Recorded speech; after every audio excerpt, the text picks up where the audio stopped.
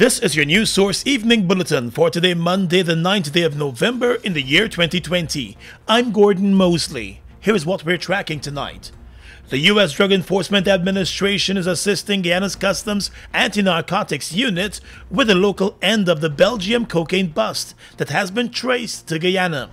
Head of CANU, James Singh, today told News Source that the DEA and CANU are working on a joint team probing the shipment of the more than 11 tons of cocaine from this country. The CANU head said 3 persons, including customs officers and the broker, remain in custody as part of the probe. The customs officers held are the ones who would have overlooked the shipment and were working at a container scanner on the day that the shipment was loaded. The CANU head also said he is waiting on the Guyana Revenue Authority to provide the images from the container scanner that should have been taken on the day of the loading and shipment. The images were reportedly deleted, but the GRA has called in some experts to retrieve the images from a backup system, sources have indicated. Meanwhile, CANU is still on the hunt for local scrap metal exporter Marlon Primo. The shipment of the container was made in his name.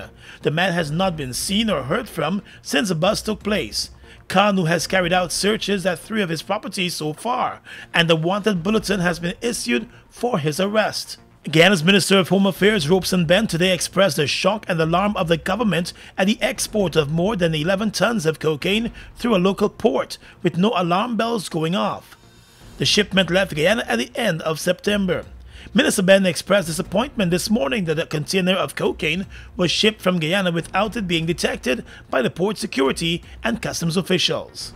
We're extremely alarmed at the fact of the shipment, of the fact of it escaping or being allowed to pass through the surveillance systems in terms of container scanners, container checks, and all those things in relation to the matter.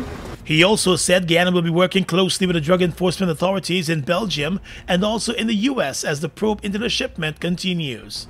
We have assured the European authorities, the Belgian law enforcement authorities, and also the U.S. authorities of our vigorous engagement of coming to terms and dealing with and discovering those who were involved in perpetrating this crime. The Home Affairs Minister said it is clear that the shipment and the coercing of persons at the port of exit were well thought out and planned. Of course, the thought is that this activity could not have happened overnight, that it had to be in preparation and planning for a long period of time, and that it would have taken quite a bit of time to plan and do the logistics and to, I think, to compromise persons and fooling others too in respect of making the shipment. And he also revealed that during one of the searches at the property this past weekend, as part of the probe, an explosive trap was discovered at the entrance to the property. I am aware that care was taken to enter a particular house. There appeared to be a rigged up explosive arrangement at the normal entrance to that house. The issue is being reviewed too. But yes, the efforts of the law enforcement, the CANU and the police are being attended to by certain risks in the matter. The large cocaine shipment is suspected to have brought together several local drug pushers, who it is believed all supplied packages and packets of cocaine for the shipment. The container with the cocaine was fitted into another container with a fake wall of scrap metal to the front. When it was opened, hundreds of packages and parcels of cocaine rolled out. The total street value represents more than 220 billion Guyana dollars, which is about 65% of this country's national budget. More news coming up in a moment. Guyana, we've been through it all. But as a people we have weathered every storm and risen to every challenge. Because it is the people of Guyana that gives it its strength. all the people, regardless of race, class, or religion. We are one people, one strength. And now is our time. A time to rise. Together, we rise.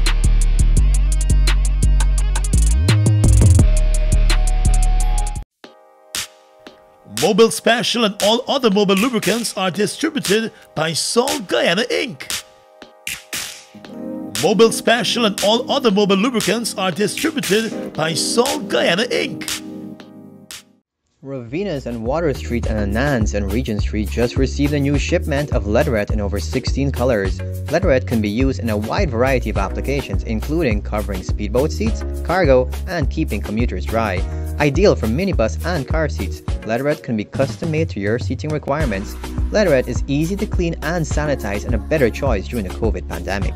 For fast and comfortable shopping, visit us to get the best prices in town. Ravinas and Water Street and Anans and Regent Street.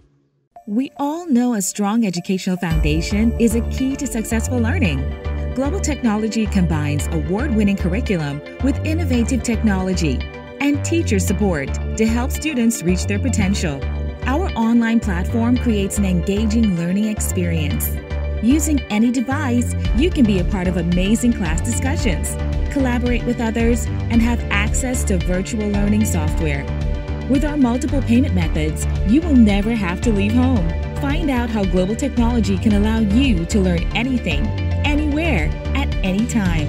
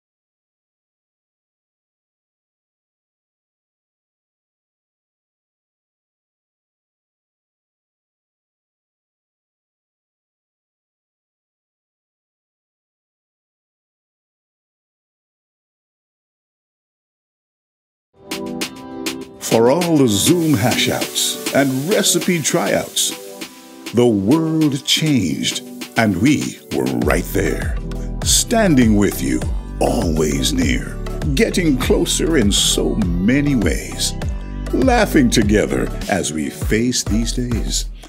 And because we are Caribbean, we've got a special insight that tells us there's no need to worry, world. We'll be all right. Mobil Special and all other Mobil lubricants are distributed by Salt Guyana Inc. Mobil Special and all other Mobil lubricants are distributed by Salt Guyana Inc. Welcome back. Leader of the opposition, Joe Harmon, wants to see the Customs Anti-Narcotics Unit go after the big fishes in that multi-billion-dollar cocaine shipment probe in Belgium, which originated in Guyana. Appearing on the Rickford Burr Conversations talk show last evening, Mr. Harmon said there is no doubt that major players in the drug underworld locally have their hands in the cocaine shipment, and those are the ones he believes the local investigations should focus on. They must look for the people who got the facilities to do that. The big fish. The big fish. That is what they don't want, because the big fish, they're controlling arms of the state. That is what is taking place. And so when these things, these matters occur, we have to ensure that all of our international friends, that they're aware of what has happened, the role which the law enforcement agencies here in Guyana play in it. The large shipment of cocaine has been valued at more than 220 billion Guyana dollars, and the local investigations are being supported by the DEA. The opposition leader said Guyana must now work along with the international investigators to get to the bottom of the probe. Agencies that are responsible for law enforcement and the fight against drugs, they have certain levels of cooperation that are approved and agreed to by governments. So I have no doubt that the investigators in Germany, the investigators in Belgium would have some clear idea as to who are the shippers and who are the people that send these drugs. Now, what I see here happening in the news is that the Customs and Anti-Narcotic Unit, they are putting up some little person who might have been part of a shipping or some shipping agent. What he has to do with it? Any shipping agent like that could facilitate all these tons and tons of cocaine? It's a smoke screen. Right. And the Guyanese people must know that. Mr. Harman reminded that under the APNU-AFC administration, moves were made to cripple the drug trade from Guyana, and those moves were successful, as Guyana worked close with a number of international agencies and other countries. Additionally, there was the setting up of the National Anti-Narcotics Agency, which overlooked all of the various agencies involved in the drug fight locally. That agency has since been disbanded by the new government. 8 students at President's College who returned to their dorms over the weekend have tested positive for coronavirus and have been placed in isolation. They were showing no signs of any symptoms. 4 of the 8 students are from the Region 8 community of Cathedral. The first group of students were only tested upon their arrival at the school on Friday and not before they left their homes for the living facility on the east coast of Demerara. Education Minister Priya Manik-Chand. And from the first batch, 4 of those children are positive, and that is a batch that came from a particular community. Today we received results again for the wider population of students that came from all over the country, and 4 more are positive. Across the country, regions 9, 1, all the dorm schools, the students will be tested because it makes sense to test them. In dorms, students interact a little bit more with each other than in the regular classroom. When pressed as to why a system was not put in place to have the students tested before they returned to the schools with living facilities, the Education Minister said her ministry was following the advice of the Ministry of Health and medical professionals. Minister, don't you think it might have been wiser for the testing to be completed before those students left those villages and travel all the way to Region 4? Why weren't tests done in Region 8, in Region 9, where you're bringing students from? Wouldn't that have been smarter? Yeah, well, the medical personnel want to know exactly where the students are after they're tested, and so to prevent for any kind of contamination after a test. So you don't want to test someone, not be sure where they are exactly because we have no facilities to keep them there, and then have them go back home where they can be reinfected. You come back with, you get a negative test, and then the student comes into the school and we didn't know they were reinfected, or they were infected between the time they were tested and the time they went home. So we did what was advised. There are tests going on in other regions where there are facilities to be able to determine exactly what you say. Minister Manik-Chand said the reopening of schools today for Forms 4, 5 and 6 went on as planned, with 60% of the registered 21,000 students returning to the classrooms. She also said while parents were given the option to keep their children at home and have them do worksheets and follow the programs on the Learning Channel, education officials still intend to probe the reason why 40% of the registered students in those 3 levels across the country were a no-show at school today. Well, as the government continues to shy away from funding a team of forensic experts from Argentina and Spain to probe the murder of Berbice teens Isaiah and Joel Henry and Harris Singh, the opposition has indicated its willingness to fund the team's work. In a statement today, opposition leader Joe Harman said the government's credibility is now on the line as it continues to ignore the request to fund the international experts to probe the 3 murders that occurred back in September. He said the opposition is open to funding the team's work in Guyana, but he wants assurances that the police force will be supportive of the team's work and will share its information from the probe so far. We are asking that at least when, by our own efforts, these persons come to Guyana, that the records which are held by the police, the investigations that are done by the police, that they be made available to the experts when they get here. We don't want to hear that they come and they're not getting cooperation from senior officers of the Criminal Investigations Department. Just after the murders, President Irfaan Ali indicated that he was fully supportive of a full and thorough probe, promising that he would leave no stone unturned in the efforts to get to the bottom of the crime. The opposition leader today said the government now appears to be moving in a different direction. Credibility is on the line here, Irfaan Ali. Your credibility is on the line again here. You said you will leave no stone unturned. Well, leave no stone unturned. If you don't want to pay, we will pay for the people to come. But to ensure that when they get here, that the police makes available to them all of the information which they have. And the opposition is not the only one disappointed with the government's disinterest in funding the Argentine team to assist with the probe. The Guyana Human Rights Association has expressed its own disappointment at the move by the government not to move in the direction of funding the team's work, even after a plan was unveiled to split the costs.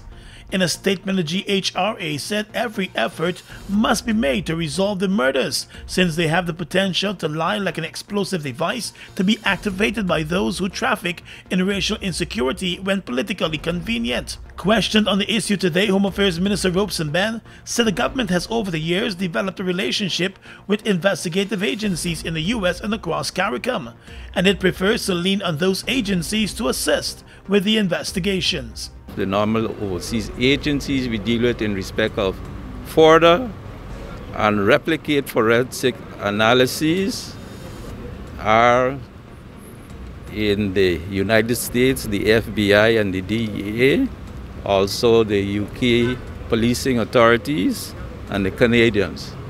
Those are the ones we normally resort to, and those are the ones which we will resort to.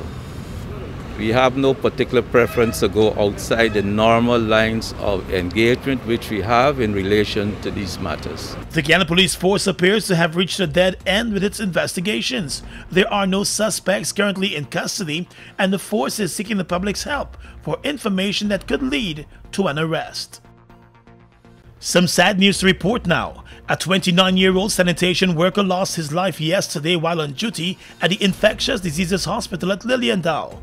The young man, Kevin Smith, was reportedly using a freight lift in a section of the building when it crashed to the ground, leaving him with several fatal injuries. He was rushed to the Georgetown Hospital's emergency unit where he died. The young man, who worked with a private cleaning company, was at the facility along with other co-workers carrying out their duties when the incident occurred. The external metal lift is only used to transfer food and laundry between the different floors at the hospital. The man had just used the stairs to take some cleaning supplies to a co-worker when he decided to use the lift to get back to the ground floor, according to the police. There is still some construction work ongoing at the hospital. An investigation is underway tonight. A Saturday morning mass at the Brickdam Cathedral came to a pause after a man of unsound mind attacked and robbed Catholic Bishop Francis Allen as he presided over the service. The entire incident was streamed live on Facebook, and there were just a few persons in the cathedral at the time. Moments after Bishop Allen led a small congregation in singing "Yahweh is the God of my salvation," the shirtless man appeared with an object in his hand and first shouted incoherently at the bishop. Bishop Allen and the deacon at his side remained calm as the man walked away at first, but he returned and made his way up to the altar where he continued to speak incoherently before whipping out a sharp object in his hand. The man relieved the bishop of a ring and hit him over the head, as he also removed the bishop's pectoral chain from his neck. At one stage, the man turned to the deacon and appeared to warn him before he continued carrying out the robbery in full view of those who gathered for the early morning mass and the camera team that was streaming the service live. The man also armed himself with a book of communion prayers before making his way out of the cathedral, while he continued to shout in an incomprehensible language.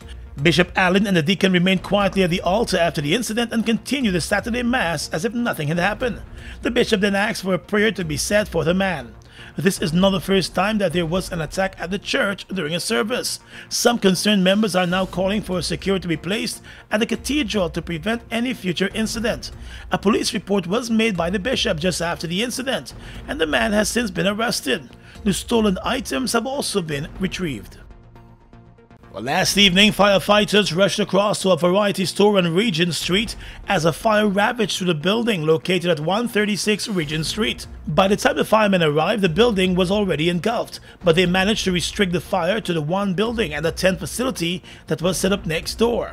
The entire two-story building was gutted within an hour, despite the best efforts of the firefighters. Fire Chief Marlon Gentle said a full investigation has been launched into the fire, as it was unclear how the fire got started. However, it is suspected that the fire might have started at a tent facility, which was recently set up where the Sashi store once stood.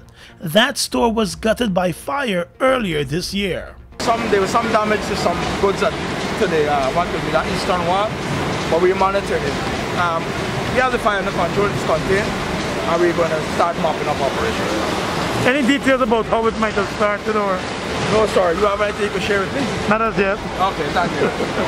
We haven't started the investigation as yet. Okay. The objective is to get this out first. A large shopping tent was set up on the vacant lot, and persons reported seeing the fire at the back of that tent facility first. The fire chief said the investigations will be comprehensive.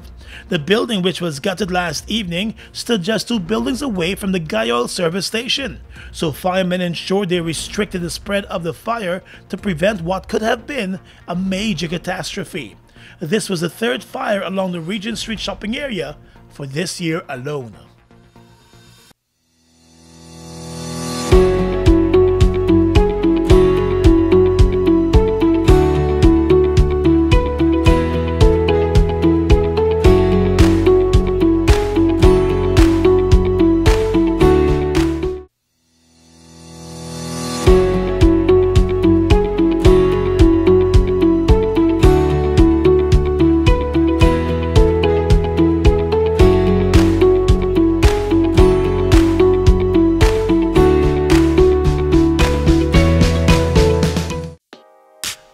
Delvac and all other mobile lubricants are distributed by Salt Guyana Inc. Mobile Delvac and all other mobile lubricants are distributed by Salt Guyana Inc.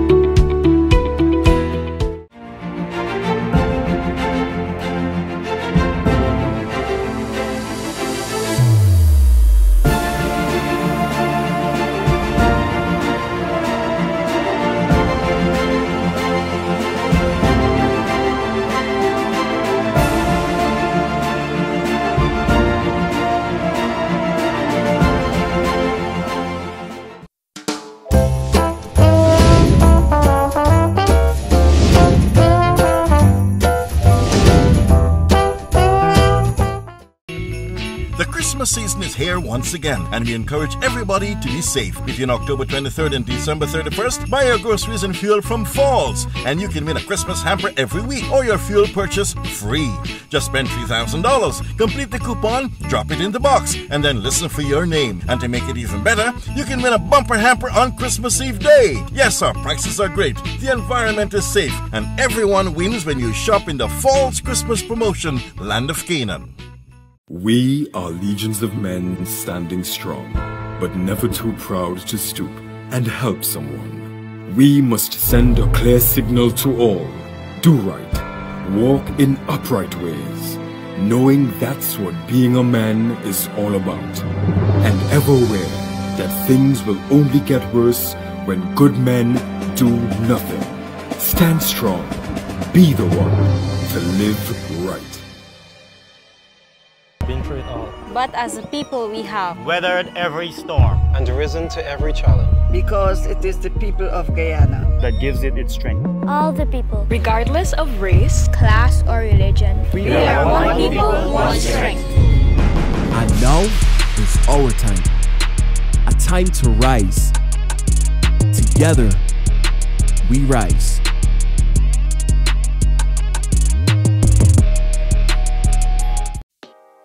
Mobile Delvac and all other mobile lubricants are distributed by Salt Guyana Inc. Mobile Delvac and all other mobile lubricants are distributed by Salt Guyana Inc. Across the region right now, heads of government of CARICOM have congratulated the President-elect of the United States, Joe Biden, on his victory in the elections. The historic nature of the victory, CARICOM said, is exemplified by the election of Vice President Kamala Harris, a person of Caribbean and South Asian descent, as the first woman to achieve that position. CARICOM said Mr. Biden will assume office during one of the most challenging periods of recent history, and his vast experience will be of great value to the global community at this time. According to CARICOM, the President-elect of the U.S. has been a friend to CARICOM, and the community looks forward to working with the new administration of the U.S. in pursuing their common goal of advancing the well-being of our people. The statement also said CARICOM wishes the President-elect and the Vice President-elect the very best in success during their tenure. Tropical Storm Eta pounded central Cuba with torrential rain yesterday, bursting the banks of rivers and causing flash floods in some towns before exiting via the island's northern coast and churning on track to the Florida Keys. Tens of thousands of Cubans had evacuated ahead of the storm's landfall early yesterday, the state-run media reported.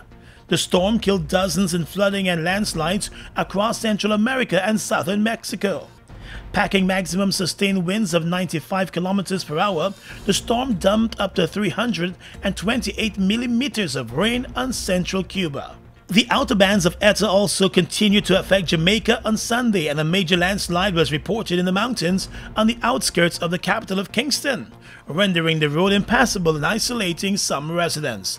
Like Cuba, Jamaica had already experienced about 3 weeks of heavy rains. And finally tonight, international news. The BBC reports that the first effective coronavirus vaccine can prevent more than 90% of people from getting COVID-19, an analysis has shown. The developers, Pfizer and BioNTech, described it as a great day for science and humanity. Their vaccine has been tested on 43,500 persons in 6 countries, and no safety concerns have been raised. The companies plan to apply for emergency approval to use the vaccine by the end of this month. No vaccine has gone from the drawing board to being proven highly effective in such a short period of time. There are still huge challenges ahead, but the announcement has been warmly welcomed, with scientists describing themselves smiling from ear to ear, and some suggesting life could be back to normal by spring of next year with a new vaccine. And that's your News Source Evening Bulletin for tonight. I'm Gordon Mosley reporting.